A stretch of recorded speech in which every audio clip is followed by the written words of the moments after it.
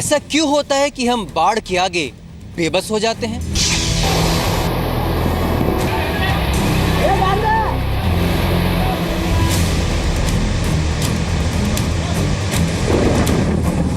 बड़ा सवाल यह है कि इस बाढ़ के लिए आसमान जिम्मेदार है या फिर इंसान।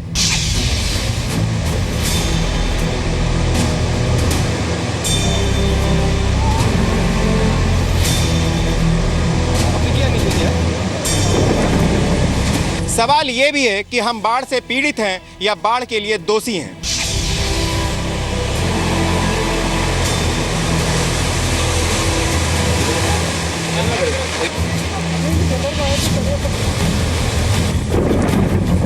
सवाल ये भी है कि क्या बाढ़ भारत में लाइलाज हो गई है?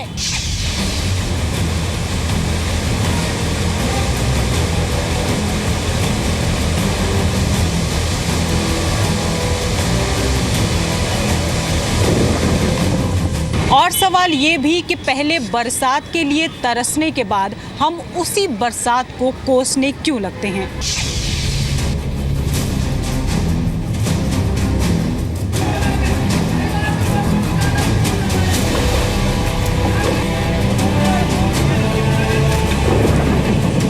ऐसा क्यों होता है कि इंडिया बार बार बाढ़ से हार जाता है?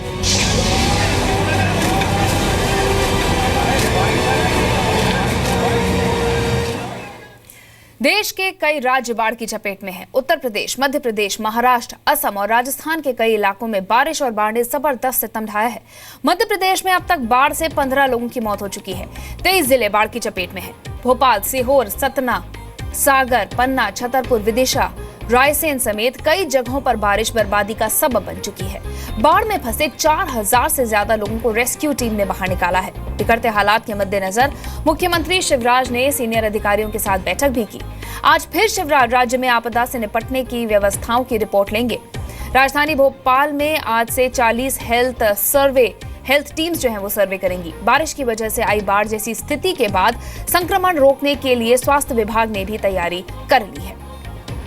और उधर पूर्वोत्तर में भी बाढ़ की वजह से भारी तबाही हुई है। असम में रविवार को 4 और लोगों की मौत हो गई है। साथ ही बाढ़ से मरने वालों की संख्या अब बढ़कर 37 हो गई है। 21 जिलों के करीब 16.5 लाख आबादी बाढ़ से प्रभावित है। 3 लाख लोगों को राहत शिविरों में शिफ्ट किया गया है। ब्रह्मपुत्र और सहायक नदियों का पानी 2100 गांवों में घुस चुका है। करीब 1.5 लाख हेक्टेयर की फसल बर्बाद हुई है। कई जिलों में ब्रह्मपुत्र खतरे के निशान से ऊपर बह रही है। सीएम सर्बानंद सोनोवाल खुद हालात पर नजर बनाए हुए हैं। तो ये हालात हम आपको दिखा रहे हैं। अलग अलग राज्यों के असम की फिलहाली तस्वीर दिखा रहे हैं। 2100 गांवों में पानी घुस गया है और इससे करीब 1.5 लाख लोग प्रभावित हुए हैं।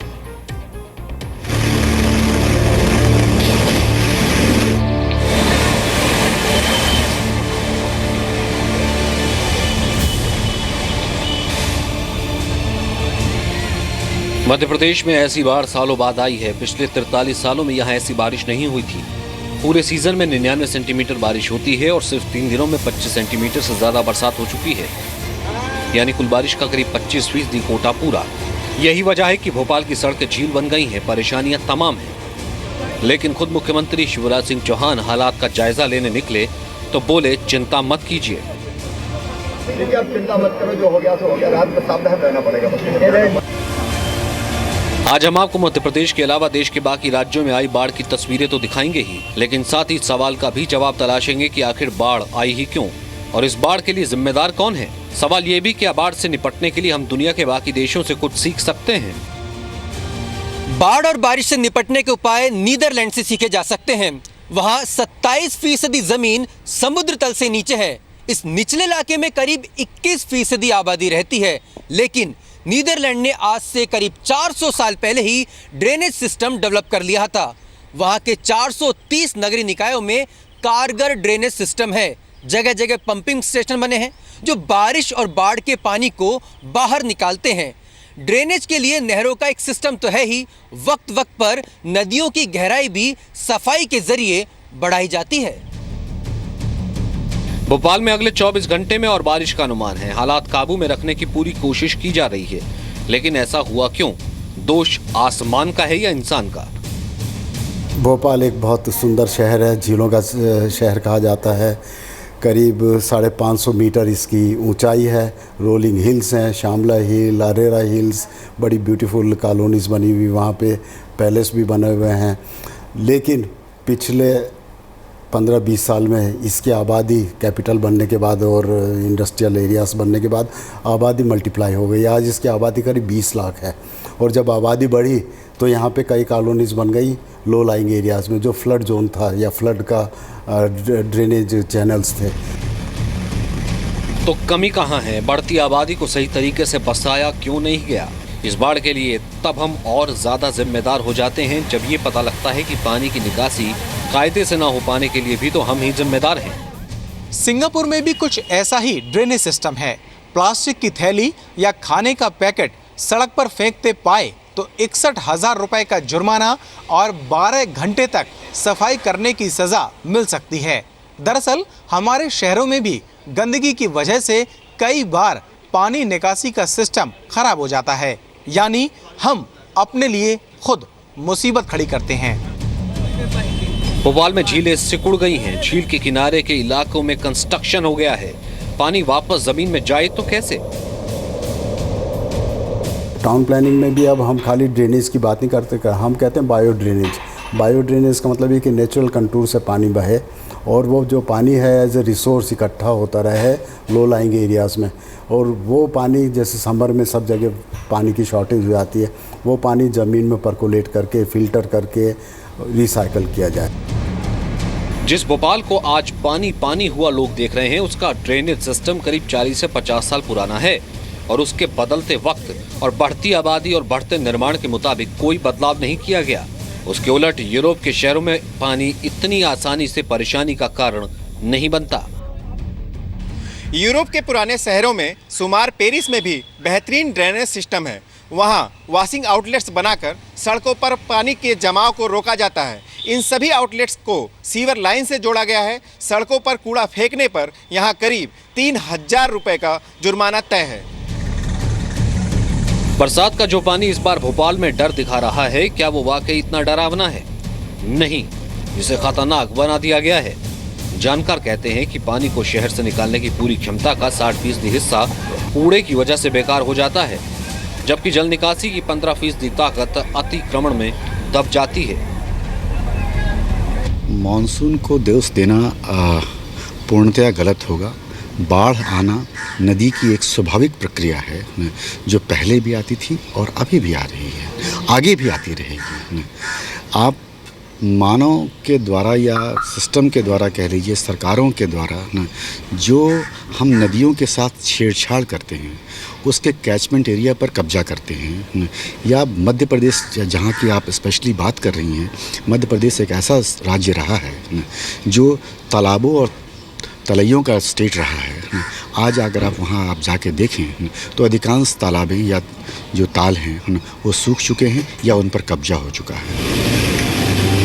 साफ है, बारिश का पानी समस्या नहीं है, संपत्ति बन सकती है, लेकिन इसके लिए जोर देना होगा ड्रेनेज सिस्टम पर। न्यूयॉर्क में भी ड्रेनेज सिस्टम शानदार है। यहाँ सिर्फ मैनहट्टन इलाके का ही ड्रेनेज आउटपुट हर दिन 15 करोड़ गैलन प्रतिदिन से ज्यादा हो जाता है, लेकिन सिस्टम इतना शानदार है कि सीवेज और कूड़े से बायो सॉलिड्स बनाए जाते हैं, जिसका इस्तेमाल गोल्फ कोर्स से लेकर फर्टिलाइजर उत्पादन तक में किया जाता है। हमारे देश में बारिश के पानी को बेकार बहते देने के लिए छोड़ दिया जाता है। दरअसल बाढ़ के इस पानी में आपके लिए ये पता करना मुश्किल है कि कौन सा पानी बरसात का साफ पानी है, कौन सा पानी नालियों का गंदा पानी। सीवरेज को, रेन वाटर को, स्टॉर्म वाटर को बिल्कुल सेपरेट रखा जाए, क्योंकि रेन वाटर को प्राइमरी ट्रीटमेंट के बाद आप यूज़ कर सकते हैं हॉर्टिकल्चर के लिए, वॉशिंग के लिए, अपने लेट्रिन्स के लिए। लेकिन अगर उसमें वेस्ट वाटर मिक्सअप हो जाता है, जो इंडस्ट्रियल पॉल्यूटेड वाटर है या बाथरूम का निकला हो या किचन का वेस्ट वाटर है, तो वो पानी आप रीयूज़ करना बड़ा मुश्किल हो जाता है, बहुत उसको ट्रीटमेंट एक्सपेंसिव हो जाता है। अमेरिका के न्यू ऑर्लिन्स में दुनिया का सबसे बड़ा ड्रेनेज और सीवरेज सिस्टम है। वहाँ हर 3 साल में कम से कम 2 बड़े तूफान तो आते ही हैं। हर वर्ष 5 फीट से ज़्यादा बारिश भी होती है, लेकिन कभी भी वाटर लॉगिंग की समस्या नहीं सामने आती।